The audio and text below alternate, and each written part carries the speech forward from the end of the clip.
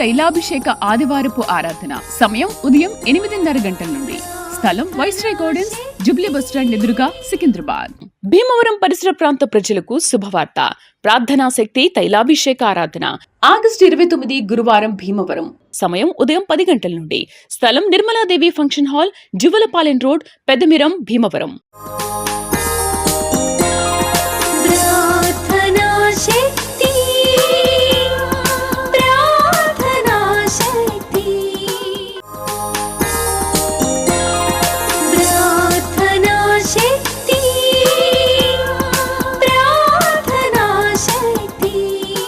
యేసయ్య నామములో మీకు వందనాలు తెలియపరుస్తూ ఉన్నాను. ప్రియులరా, ఈ దినము కొరకు దేవుడు సిద్ధపరిచిన వాగ్దానాన్ని మనం స్వాధీనపరచుకుందాం. పరిశుద్ధ గ్రంథంలో నుండి కీర్తన 133 అధ్యాయము 3వ వచనం ద్వారా ప్రభు మిమ్మల్ని దర్శిస్తూ ఉన్నారు. సామ్స్ 133:3 అద్భుతమైన మాటను ప్రభు మీకు అనుగ్రహిస్తూ ఉన్నారు. ఆశీర్వాదమును చూడండి, 133 కీర్తన 3వ వచనంలో 3వ లైన్ అండర్లైన్ చేసుకోండి. ఆశీర్వాదమును శాశ్వత జీవమును అచ్చట ఉండవలెనని యెహోవా సెలవిచ్చి ఉన్నాడు. ఆశీర్వాదమును శాశ్వత జీవమును అచ్చట ఉండవలెనని యెహోవా సెలవిచ్చి ఉన్నాడు. మీ ఇంటి దగ్గర ఆశీర్వాదం ఉండాలని, శాశ్వత జీవం ఉండాలని, ఆరోగ్యము దీర్ఘాయుష్షు కలిగి నువ్వు దీవెనకరంగా ఉండాలని దేవుడు సెలవిచ్చాడు. మాకు ఆశీర్వాదము ఎవరు ఇవ్వట్లేదు, ఎవరు మమ్మల్ని ఆశీర్వాదంగా మాట్లాడట్లేదు. నువ్వు బాగుంటావు, నువ్వు ఫలిస్తావు, నువ్వు ఇల్లు కట్టుకుంటావు, నీకు పెళ్ళి అవుతుంది, నువ్వు పిల్లల్ని కలిగి ఉంటావు, ఇలాగుంటావు, నువ్వు ఆస్తి కలిగి ఉంటావు, నీకు ఉద్యోగంలో ఎదుగుదల ఉంటుంది. ఎప్పుడు ఎవరు నన్ను ఆశీర్వదించట్లేదు, ఎవరో దీవెన పలకట్లేదు, నాకంటూ ఏం కనపడట్లేదు అని అనుకున్నావు కదా. దేవుడే తన దూతలకు ఆజ్ఞాపించాడు. దేవుడే ఒక ఉన్నతమైన మాట ఏంటంటే ఆశీర్వాదమును శాశ్వత జీవము అక్కడ ఉండాలంతే. దూతలకు ఏం చెప్తున్నాడు? ఆశీర్వాదమును శాశ్వత జీవం అక్కడ ఉండాలని యెహోవా సెలవిస్తున్నాడు. ప్రియులరా, ఆశీర్వాదం అనే దూత నిన్ను వెంబడించబోతూ ఉంది. శాశ్వతం అనే దూత నిన్ను ఆవరించబోతూ ఉంది. దేవుడు నీ కుటుంబానికి జీవాన్ని, ఆశీర్వాదమును, శాశ్వత జీవం. ఎలాంటి జీవం అంటే ఇక ఏ విధమైనటువంటి కీడు రాకుండా, ఏ విధమైనటువంటి మరణము నీ ఇంట్లో ఉండకుండా దేవుడు శాశ్వత జీవముతో, ఆ జీవం ఉన్న చోట వెలుగు ఉంటుంది, జీవం ఉన్న చోట తెలివి, జ్ఞానము, యాక్టివ్నెస్ అనేది ఉంటుంది. జీవం ఉన్న చోట కదలికలు ఉంటాయి, జీవం ఉన్న చోట ఎదుగుదల అనేది ఉంటుంది. అది మొక్కకైనా, మనిషికైనా, దేనికైనా నీ యొక్క ఎదుగుదలకి ఆ శాశ్వత జీవం అంటే నీ ఎదుగుదల శాశ్వత కాలం ఉంటుంది అనమాట. శాశ్వత కాలం నీ చేతి పని ఆశీర్వాదంగా మారుతూనే ఉంటుంది. నీ ఆలోచన, నీ పరిచర్య ఏదైనా సరే సమస్తము దీవెనగా మారుతుందని దేవుడు సెలవిస్తున్నాడు. ఆశీర్వాదమును శాశ్వత జీవమును అక్కడ ఉండవలెనని యెహోవా సెలవిచ్చుచున్నాడు. నీ మీద ఆశీర్వాదము, శాశ్వత జీవము దేవుడు ఆజ్ఞాపించాడు గనుక కృప ద్వారా నీకు ప్రాప్తింప చేస్తున్నాడు. ఆత్మ తోడుండును గాక. ఆమేన్. వాక్య భాగంలోకి వెళ్దాం. దేవుడు మన ప్రార్థనా శక్తిలో ఎన్నో గొప్ప కార్యములు ప్రభు జరిగిస్తూ ఉన్నారు.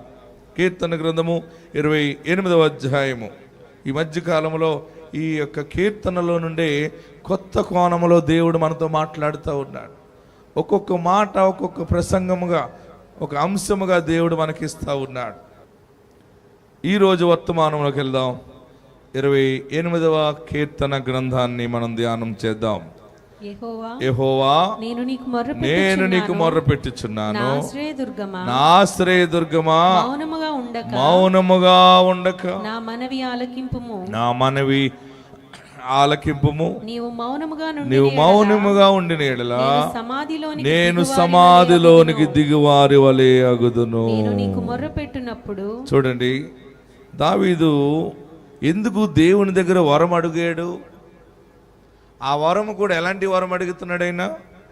నీ ప్రసన్నతను చూడటానికి, ఆలయములో ధ్యానించటానికి, రెండవది జీవితకాలం అంతయు మందిరములో నివసించాలి అనే కోరిక. ఎందుకంటే దావీదుకి ఎదురుపడుతున్న ప్రతి శ్రమ, శోధనలో, కష్టములలో కొన్ని సమయాల్లో ప్రార్థన మనం చేస్తుంటాం. ప్రార్థన చేసిన వెంటనే జవాబు రాకపోవచ్చు. కొన్ని సమయాల్లో జవాబు దేవుని దగ్గర నుంచి వచ్చేది ఆయన సమయంలో మనకు వస్తుంది. మనము చేస్తూ ఉంటే మన ప్రార్థన దేవుని సముఖానికి వెళ్ళినప్పుడు ఆయన ఒక డిసిషన్ తీసుకుని మనకి జవాబిస్తాడు. మన ప్రార్థన దేవుని సముఖానికి వెళ్ళినప్పుడు ఆ సముఖంలో 24 పెద్దల మధ్య డిస్కషన్ జరుగుతుంది. ఎవరి మధ్య జరుగుతుంది? 24 పెద్దల మధ్య నీ ప్రార్థన పరిశుద్ధమైనదైతే వెంటనే ఆయన సన్నిధానంలోకి వెళ్ళిపోతుంది. ఆ ప్రార్థన బుడ్డిలో పడుతుంది. దానిని తీసి 24 పెద్దలు దాని మీద డిస్కషన్ చేసి ఈ మనిషి చేసిన ప్రార్థన ఆమోదయోగ్యముగా ఉందా లేదా అని పరిశీలన జరుగుతుంది. 24 పెద్దలు నీ వ్యక్తిగత జీవితం వైపు చూస్తారు. నువ్వు ఏ స్థితిలో ఉండి ప్రార్థన చేసేవో, ఏ స్థితిలో ఉండి మనస్సాక్షిని కాపాడుకుంటూ దేవుని మీద ఆధారపడి చేసేవో, 24 పెద్దలు నీ ప్రవర్తన, నీ జీవితాన్ని చూచి వారందరూ అంగీకారం తెలిపిన వెంటనే దేవుని సన్నిధానం నుండి జవాబు మనకు వస్తుంది. ఆమేన్. హల్లెలూయా, హల్లెలూయా. గట్టిగా హల్లెలూయా చెప్పండి. కొన్ని సమయాలు మన ప్రార్థన కొంచెం ఆలస్యమైందని అనుకుంటాం. ఆలస్యము కాదు. ఒక్కొక్క పెద్ద నీ గురించి ఒక్కొక్క ఘనమైన విషయాన్ని చెప్తున్నప్పుడు నీ మీద 7 అంతల అభిషేక ఆశీర్వాదం వచ్చి పడిపోతుంది అనమాట. హల్లెలూయా, హల్లెలూయా. 24 పెద్దల యొక్క విశిష్టత ఏంటంటే వారు జడ్జిమెంట్ చేయటానికి కాదు, నీ గురించి వీలైనంత వరకు ఒక మాట, ఆశీర్వాదకరమైన మాటనే మాట్లాడతారు నీ గురించి. 24 పెద్దల నోట నుండి 24 దీవెన మాటలు నీకు వచ్చినప్పుడు పరలోకంలో ఉన్నటువంటి మహాసింహాసనం మీద ఉన్నవాడు ఆమేన్ అంటున్నప్పుడు వెంటనే మన జీవితంలో కార్యములు జరగటం ప్రారంభమైపోతాయి. హల్లెలూయా, హల్లెలూయా. గట్టిగా హల్లెలూయా చెప్పండి. ఒక్కొక్క సమయంలో 4 జీవులే పరిశీలన చేస్తాయి. ఒక్కొక్క సమయంలో 4 జీవులు సింహాసనం ముందు, వెనుక, కుడి, ఎడమలో ఉన్నటువంటి 4 జీవుల పరిశీలనలోనే 4 రకాల ఆశీర్వాదాలు వస్తాయి. కొంచెం ఆలస్యం అయిందంటే అది 24 పెద్దల సమక్షంలోకి వెళ్ళిందని మర్చిపోకూడదు మీరు. పరిశుద్ధాత్ముడు ఈ దినము నీతో నాతో మాట్లాడేది ఏంటంటే, నీ ప్రార్థనకి జవాబు కొంచెం ఆలస్యం అయింది అంటే నీ ఊహించలేని గొప్ప ఆశీర్వాదాన్ని నువ్వు పొందుకోబోతున్నావని నమ్మి విశ్వసించి గట్టిగా చప్పటి కొట్టి ప్రభువుని స్తుతించు. దావీదు అంటున్నాడు, నేను చాలా కష్టంలో ఉన్నాను, నేను బాధలో ఉన్నాను, మీరు నాకు సహాయము చేయాలి. మీరు సహాయము చేయటము ఆలస్యముగా ఉంటే నేను సమాధిలోనికి దిగువాని వలె ఉన్నాను. అంటే అచ్చ తెలుగులో, మన తెలుగు జాతిలో మనం మాట్లాడుకునే వాడుక భాష ఏంటంటే, నువ్వు త్వరగా ఇవ్వకపోతే చస్తాను నేను. ఏంటి? నువ్వు త్వరగా నన్ను ఆశీర్వదించకపోతే నాకు దారి లేదు, నువ్వు త్వరగా చెయ్యకపోతే నేను చచ్చిపోతాను, నువ్వు త్వరగా నాకు ఇల్లు ఇవ్వకపోతే, త్వరగా నాకు ఈ అప్పులు తీర్చకపోతే బ్రతుకు లేదు, చచ్చిపోతాను. దేవా, దేవా, దేవా. మన ప్రార్థన మంచి వాడుక పదంలోది కాకుండా కొంచెం అనుకూలమైన మాటలు వస్తూ ఉంటాయి. ఏమన్నాడు? సమాధిలోనికి దిగువాని వలె. అంటే చచ్చిపోతాను నేను. ఏదైనా కష్టం వస్తే ప్రతి ఒక్కరికి నోటంపుడు ఏమొస్తుంది? కట్టుకున్నవాడు ఏదైనా అంటే బిగిసిపోయి ఏమంటుంది? చచ్చిపోతాను నేను. పిల్లలు వచ్చి, అమ్మ, మమ్మీ భోంచేయి మమ్మీ, నేను చచ్చిపోతాను అన్నది ఇంకా కూర్చుంటుంది, చస్తుంది అప్పుడే. కానీ అలాగన్నది చావదు. తను చావకుండా బతుకున్న వాళ్ళని చంపుతూ ఉంటుంది. అదో రాక్షసి. చస్తానన్న వాళ్ళు ఎవరు చస్తారండి? చస్తానన్న వాళ్ళు చెప్పబెట్టుకుని చచ్చిపోతారు. చచ్చిపోదామని వెళ్ళినా ఒకడు ఉన్నాడు, చావనివ్వకుండా మరణం కాడ పట్టుకుంటాడు. అగ లాస్ట్ మినిట్లో పట్టుకుంటాడు ఆయన. అక్కడ కనపడిపోతాడు. ఇక తట్టుకోలేకపోతే ఆయన వెలుగు కనపడింది. అమ్మ బాబు, నేను చచ్చిపోవడానికి వెళ్ళాను, దేవుడు కనపడ్డాడని మళ్ళీ సాక్షిగా నిలబడతావు. ఆమేన్, హల్లెలూయా. చావు నీ చేతిలో లేదు, జన్మ నీ చేతిలో లేదు. క్రైస్తవుడుగా కాకపోతే క్రీస్తు బిడ్డో కాకపోతే చావు నీ చేతిలో ఉంటుంది. నువ్వు క్రైస్తవుడు అయితే చావు కూడా దేవుని చేతిలోనే ఉంటుంది. సూసైడ్ చేసుకుంటే దేవుని రాజ్యం చేరని మనకి పెద్దలు చెబుతూ ఉంటుంటారు. ప్రియులరా, శ్రమలు త్వరగా తీరకపోతే మనకు అసలు శ్రమలు చూడలేం. మనం కష్టాలు అవమానాలు వచ్చినాయి అనుకోండి, కళ్ళు లోపలికి పోతాయి, కళ్ళు చుట్టూ నల్లబడిపోయి రాక్షసోటం వచ్చేస్తుంది. కొంతమంది సీరియల్ చూస్తే మనసు నెమ్మదవుతుంది, కొంతమందికి ఏదైనా సినిమా చూస్తే నెమ్మదవుతుంటుంది, మళ్ళీ లేచినప్పుడు తలపోటు ఎక్కువైపోతుంది.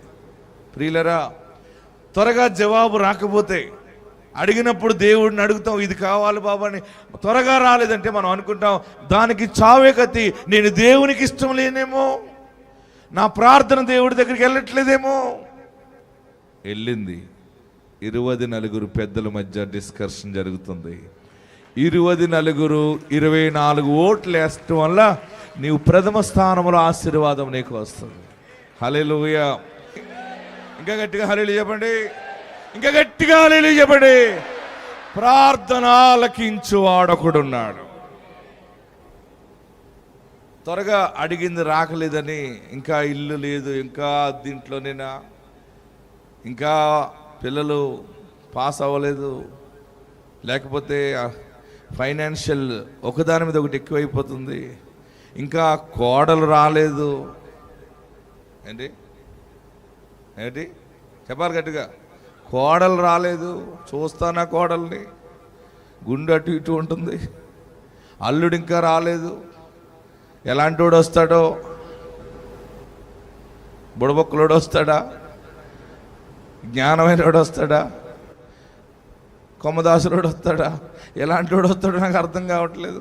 ఈ పిల్ల ఎప్పుడు ఫోన్ అట్టుకునే ఉంటుంది, ఏంటో నాకు అర్థం కావట్లేదు. టెన్షన్. నేను బాగుండగా ఏ చెడ్డ మాట వెనక ముందు పెళ్లి చేసేయాలి. ఎప్పుడు దేవా దేవా, నీ బిడ్డ కోసం ఆల్రెడీ ప్లాన్ చేసి పెట్టాడు ఆయన. 24 ఓట్లు పడ్డాయి నీ బిడ్డకి, 4 జీవుల ఓట్లు కూడా పడ్డాయి నీ బిడ్డకి. 24 + 4 28 ఓట్లు. 28 అంటే 8 2 1, 8 + 2 10, 10లో 1. ఆయన నీకు పక్షముగా ఉన్నాడు. ఆమేన్, హల్లెలూయా. ఏం భయపడవలసిన పని లేదు. దావీదు అంటున్నాడు, త్వరగా నాకు సహాయం చేయకపోతే నా పరిస్థితి అయిపోయింది. ఇంకా ఇప్పుడే నాకు ఇన్స్టెంట్గా సహాయం చేయాలి, నాకు నీకు సహాయం కావాలి. రాగలేదు అంటే మాత్రం ఇంక దారి లేదని చెప్పి అక్కడే ఎక్కడున్నాడు అక్కడే 2 చేతులు పైకెత్తి ఆకాశం వైపు నా చేతులెత్తి ప్రార్థిస్తున్నాను. ఏమంటున్నాడు చూడండి, కీర్తన మొర్రపెట్టినప్పుడు నీ పరిశుద్ధాలయం వైపునకు నా చేతులు ఎత్తినప్పుడు. ఎంత అద్భుతంగా మాట్లాడుతున్నాడు చూడండి. 2వ వచనంలో, నేను నీకు మొరపెట్టినప్పుడు నీ పరిశుద్ధ ఆలయం వైపునకు నా చేతులు ఎత్తినప్పుడు నా విజ్ఞాపన ధ్వని ఆలకింపుము. ఆమేన్, హల్లెలూయా. ఫస్ట్ నీవు నన్ను సేవ్ చేయి, నాకు జవాబు కావాలి, ఆన్సర్ కావాలి. నువ్వు జవాబు ఇవ్వకపోతే నేను అయిపోతాను, నేను చచ్చిపోతాను, నేను ఉండను, పారిపోతాను, ఎక్కడికైనా వెళ్ళిపోతాను. అంతకే మనసు పాడైపోతే ట్రైన్ కింద తలకాయ పెడతాను. రకరకాలుగా వస్తుంది. ఇంకా మనసు చెదిరిపోయినప్పుడు ఇంకా ప్రాణము తీసేసుకోవాలి, ఇంక ఉండదు అని భయం వచ్చేస్తుంది. అదే మరణ భయం. ఏ భయం అది? మరణ భయం. నేను మీకు చెబుతున్నాను, నేనున్నా మీ పక్షంగా ప్రార్థిస్తున్నాను. దేవుడు మీ మీద కనికరము చూపిస్తూ ఉన్నాడు. మీరు భయం అనేది పెట్టుకోకండి, అంతే. ఎలాగంటే అంతేది, మీరు నమ్మగలిగితే దేవుని మహిమను మీరు చూస్తారు. ప్రార్థనలో చేతులు ఎత్తేసాడంటే అయిపోయింది. ఇంకా ఏముంది?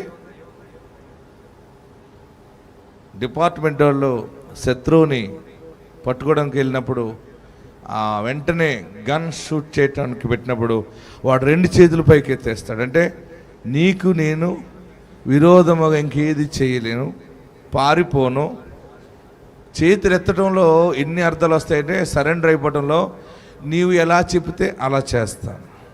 ఏమంటున్నాడు? ఏంటి? పోలీస్ మన మీదకి వచ్చినప్పుడు ఏం చేయాలి? మనం ఏం చేయాలి? చేతులు ఎత్తితే వారు మనల్ని ఏమీ చేయరు. ఏదైనా బోర్డర్లో మన బోర్డర్ దాటినప్పుడు ఏదైనా ప్రాబ్లం వచ్చినప్పుడు అవతల ఆ దేశము ఆ ప్రదేశం పోలీస్ మన దగ్గరికి వచ్చినప్పుడు మనము ప్రపంచంలో ఎక్కడైనా సరే, ఎక్కడ మన రాష్ట్రమే కాదు, మన దేశమే కాదు, ప్రపంచంలో మీరు ఏ దేశం వెళ్ళినా ఏదైనా అనుకూల పరిస్థితులు మీకు లేనప్పుడు పోలీస్ మీ దగ్గరికి గన్ పట్టుకొచ్చినప్పుడు మీరు వెన్న చోటనే 2 చేతులు పైకి ఎత్తేస్తే మిమ్మల్ని ఎవ్వరు టచ్ చేయరు. ఎందుకంటే దాని అర్థం ఏంటంటే నీవేం చేసేసినా నీ ఇష్టం, కానీ నన్ను చంపకు, నువ్వు ఎలా చెబితే అలా చేస్తాను. సంఖ్యలు వేస్తావా వేయించుకుంటాను, జీప్ ఎక్కించుకుంటావా ఎక్కుతాను, చెరసాల్లో పడేస్తావా పడి వచ్చేస్తాను. నాదంటూ ఏది లేదు, ఏది ఉన్నా నీ ఇష్టమే అనే దానికి అర్థము చేతులెత్తుట. హల్లెలూయా, హల్లెలూయా. దావీదు అంటున్నాడు, నా ఆలోచన నా జ్ఞానముతో నేను తప్పించుకోగలిగినంత వరకు తప్పించుకున్నాను, నేను మేనేజ్ చేయగలిగినంత వరకు చేయగలిగాను, ఇంకా నాదేమీ లేదు, అంతా అయిపోయింది, ఏదన్నా ఉంటే నీ చేతిలోనే అని చేతులు ఎత్తేసాడు. ఆమేన్, హల్లెలూయా, హల్లెలూయా. ఇంక నేనేమి చేయలేను, నా చేయి పైకి ఎత్తుతున్నాను. చేతులు ఎత్తటం అనేది పరిపూర్ణంగా లోబడిపోవటమే. చేతులు ఎప్పుడు ఎత్తమంటే మనకి ఇంకా ఏదైనా సోర్సెస్ కనబడతాయి, ఆపర్చునిటీస్ ఉంటాయి. ఒకవేళ ఇది కాకపోతే ఇంకోటి ఉంటుందిలే, అది కాకపోతే మా బావగారు ఉన్నాడు, మా తోడల్లుడు ఉన్నాడు. అందరూ దొంగలు, ఎవడిని నమ్మకండి. ఎవడు అక్కడికి రాడు, ఏ అక్క చెల్లి కూడా అక్కడికి రాదు.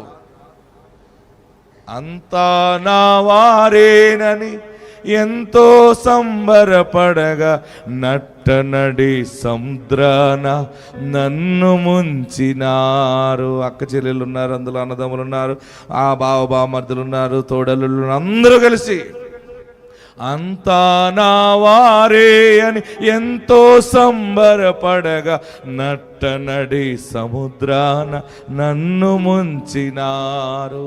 తీరము చేర్చేందుకు నడిచి వచ్చినావా, తీరము చేర్చేందుకు నడిచి వచ్చినావా, కన్న తండ్రి నీవై ఆదరించినావే, కన్నీరు తుడిచి నన్ను ముద్దాడితివే. యేసయ్యా, యేసయ్యా, యేసయ్యా, యేసయ్యా, హల్లెలూయా, హల్లెలూయా, హల్లెలూయా, హల్లెలూయా, హల్లెలూయా. ఎవరిని నమ్మకండి. నేనున్నానంటారు. నేనున్నాను కదా, నీ బిడ్డ పెళ్ళికి ఇల్లు కట్టేసే, నేనున్నాను, పెళ్ళి ముహూర్తం పెట్టుకుంటాడు. అదే సమయానికి ఫోన్ పని చేయదు. మీరు కాల్ చేసిన వారు ఇప్పుడు మీకు సంబంధంలో లేరు, మీరు వేరే రాంగ్ నెంబర్ చేస్తున్నారు, ఇప్పుడే స్విచ్ ఆఫ్ చేయబడింది, ఛార్జింగ్ అంతా దిగిపోయింది, బ్యాటరీ లోగా ఉన్న కారణం చేత మీ జవాబు అక్కడికి వెళ్ళట్లేదు. నువ్వు ఏడ్చేయగలది ఇంక ఇవే వస్తాయి, ఏ ఫోన్ కొట్టినా ఇవే వస్తాయి. ఒక్క దానికి ఆన్సర్ వస్తుంది. అసలైన వాడికి నీ కన్నీటితో చేసే ప్రార్థనకి జవాబు ఇన్స్టెంట్గా వస్తుంది. ఆమేన్, హల్లెలూయా, హల్లెలూయా. ఎవరో మోసం కాదు, మనోళ్ళే, మన చుట్టూ ఉన్నోళ్ళు డేంజర్. ప్రేమించాలి, వాళ్ళని మనం గౌరవించాలి, కానీ ఎవరిని నమ్మకూడదు. ఎవరు నమ్మాలి? ఎవరు నమ్మాలి? నేను గత 20 సంవత్సరాల నుంచి ఇది నేర్చుకున్నాను. ఏది? దేవుణ్ణి నమ్మటం నేర్చుకున్నాను. ఆమేన్. ఎవరు నమ్మటం నేర్చుకున్నాను? దేవుణ్ణి నమ్మటం నేను పరిపూర్ణంగా 20 సంవత్సరాల నుంచి నమ్మటం నేర్చుకున్నాను. అంతవరకు అందరినీ కూడా ప్రేమించి గౌరవించి నమ్మేవాడిని. ఇప్పుడు నేనేం చేశానంటే, గౌరవము ప్రేమ అందరికీ పరిపూర్ణంగా ఉంటుంది, నమ్మకం మాత్రం దేవుడి మీద ఉంటుంది. నేను ఎవరి మాటను నమ్మి ఎదరికి వెళ్ళను, ఎవరిని ఆలోచన చేయను. ఆయన నాకు ఏది చెప్తాడో దాన్ని నేను నమ్మి అడుగులు ముందుకేస్తేనే ఇన్ని ఆశీర్వాదాలకి కర్తగా నిలబడ్డాడు. ఆమేన్. ఎవరిని మనం ఆలోచించే వదిలే నమ్మటం అంతే. ఎవరిని నమ్మేమో వాళ్ళ మాట తీసుకోవాలంతే. మనం దేవుణ్ణి నమ్మేమో. అందుకని కీర్తనగాడు అన్నాడు, నేను నీ యందు నమ్మికించి ఉన్నాను. 7వ వచనంలో ఏమన్నాడు? యెహోవా నా ఆశ్రయము, నా కేడెము, నా హృదయము,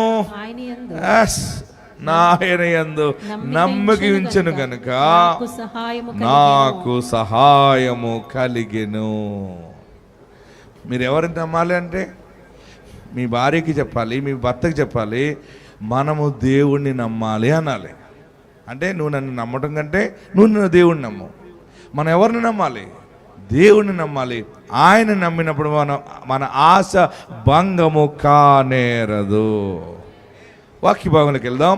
ఎందుకు నమ్మాలి, ఎందుకు ఆయన సహాయం చేస్తాడు అనేది మనకు కనబడుతూ ఉంది. హెబ్రీలు రాసిన పత్రికలోకి రండి. పరిశుద్ధ గ్రంథంలో పరిశుద్ధ పౌలు హెబ్రీలకి ఈ మాట చాలా ఘనముగా రాస్తూ ఉన్నాడు. పరిశుద్ధ గ్రంథంలోకి జీవముల దేవుని సన్నిధానంలో అందరు బైబిల్ ఉన్నవారు తెరవండి. హీబ్రూ చాప్టర్ 2 వర్స్ 14, 15, 16, 17, 18 దాకా ఉంది. ముందుగా కాబట్టి అందరూ అండర్లైన్ చేసుకోండి. కాబట్టి ఆ పిల్లలు రక్త మాంసములు గలవారైనందున ఆ ప్రకారమే మరణము యొక్క బలము గలవానిని, చూడండి, మరణము యొక్క బలము గలవానిని అనగా అపవాదిని మరణము ద్వారా నశింపచేయుటకును, చూడండి, మరణము ద్వారా నశింపజేయుటకును జీవితకాలమంతయు మరణ భయము చేత, అందరూ అండర్లైన్ చేసుకోండి, జీవితకాలమంతయు మరణ భయము చేత దాస్యమునకు లోబడిన వారిని విడిపించుటకును ఆయన కూడా రక్త మాంసములలో పాలివాడాయెను. హల్లెలూయా. 18వ వచనంలోకి రండి. తాను శోధింపబడి శ్రమ పొందెను గనుక శోధింపబడు వారికి సహాయము చేయగలవాడై ఉన్నాడు. కీర్తనలో దావీదు ఏమన్నాడు? నేను యెహోవా మీద నేను నమ్మికించినాను, ఆయనే నాకు సహాయకుడు. పరిశుద్ధ పౌలు సిలువ మరణం గురించి శిష్యులు చాలామంది రాశారు, కానీ పరిశుద్ధ పౌలు అయితే బాగా చదువుకున్నవాడు, బాగా జ్ఞాని అవటం ద్వారా ఎక్కువ పరిశోధన చేశాడు సిలువ మరణం మీద. అందరూ లేచినప్పుడు ప్రార్థన చేద్దాం. ప్రభువా, నాకు సహాయము నువ్వు ఉన్నావని నమ్ముతున్నాను. నీ దాసుని ద్వారా బలమైన వర్తమానము నా గుండెను బలపరిచావు బాబు. నీవు నా మనవి ఆలకించకపోతే, నువ్వు త్వరగా నాకు సహాయం చేయకపోతే నేను సమాధిలోనికి దిగువాని వలె అయిపోతున్నాను బాబు, చనిపోతున్నాను బాబు. నాకు వెంటనే నాకు ఈ కార్యం చేయి, నాకు వెంటనే పెళ్లి చేయి, బిడ్డనియ్యి, లేకపోతే నేను బ్రతకలేను. నా ఒంటరి బ్రతుకుని దీవెనగా మార్చు. ఇంకెప్పుడు చేస్తావు? ఇంకెప్పుడు? నేను ఎప్పుడు బాగుపడతాను? నేను ఎప్పుడు ఉద్యోగం చేస్తాను? ఎప్పుడు నేను పెళ్లి చేసుకుని సంతోషంగా బ్రతుకుతాను? ఎంతకాలం నా బ్రతుకుది? ఎంతకాలం ఇల్లు లేని బ్రతుకు? ఎంతకాలము అందరి చేత చిన్న చూపులు చూపించుకునే బ్రతుకా? ఇంక నేను బ్రతకూడదు అనుకుంటున్నాను అన్న ఏడుస్తున్నావా? నీలో నీవే కుమిలిపోతున్నావా? ఎప్పుడు జరుగుతుంది ఈ పెళ్ళి? ఎప్పుడు ఈ బిడ్డకు నేను పెళ్లి చేయగలను? నేను చూస్తానా?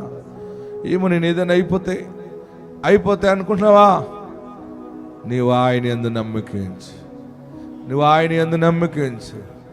నీవు ఆయన యందు నమ్మకించినవా, ఆయన నిన్ను సిగ్గుపడనీయడు. పరిస్థితులు ఎంత దారుణం అయిపోయినా వాక్యమును అనుభవించిన సేవకుడు నీతో మాట్లాడుతున్నాడు ఈ దినము. నాకు సహాయము చేసిన దేవుడు నీకు సహాయము చేస్తాడు. నన్ను ఆదరిస్తున్న దేవుడు నిన్ను ఆదరిస్తాడు. నీ కొరకు ఆయన ఎన్నో గొప్ప ఆలోచనలు కలిగి ఉన్నాడు. శ్రమలు పడుతున్నావు కానీ సమయం ఆసన్నం అవుతుంది, కొంచెం సమయం వెయిట్ చేయి. ఆయన నిన్ను చేయి పట్టుకున్నాడు, శిఖరానికే నడిపిస్తాడు. ఏదో ఒక రూపంలో నీకు వచ్చేస్తుంది, అది అందుతుంది. మనసు పాడు చేసుకోకు. ఆయన ఉన్నాడు, ఆయన ఇస్తాడు నీకు, ఆయన నిన్ను నిలబెడతాడు. నువ్వు ఈ మాటలన్నీ డేట్తో సహా నోట్ చేసుకో. ఇంటికి వెళ్ళాక నీవు సాక్ష్యం చెప్పినప్పుడు ఈ మాటలు, ఈ వాగ్దానాలన్నీ రిపీట్ చేసి ప్రభుని కనపరచాలి. ఎందుకంటే ఆయన ఎంత మంచి దేవుడు అంటే, దేవుడిగా రాలేదైన భూలోకానికి, దేవతల స్వభావమును ధరించుకోక అబ్రహాము సంతాన స్వభావము ధరించుకున్నాడు. రక్త మాంసములలో పాలివాడుగా వచ్చాడు. అసలు ఇలాంటి భగవంతుడిని ఎప్పుడైనా చూస్తావా నువ్వు? విన్నావా? అందరికి అన్ని ఉంటాయి, అందరూ అందరిని రక్షించడానికి రాలేదు. ఈయన ఒక్కడే మానవుల కొరకు వచ్చిన వాడుగా ఉన్నాడు, నిరూపించుకున్నాడు. తన రక్తాన్ని, తన మాంసాన్ని బలిగా చేసుకున్నాడు, సిలువ వేయబడ్డాడు, తిరిగి లేచాడు. ఆయన నీకు సహాయము చేస్తున్నాడు, నీకు సహాయము చేసేవాడు ఉన్నాడు. తెలుసు ఆయనకి, నువ్వు మునుగు పోక ముందే చేస్తాడు ఆయన.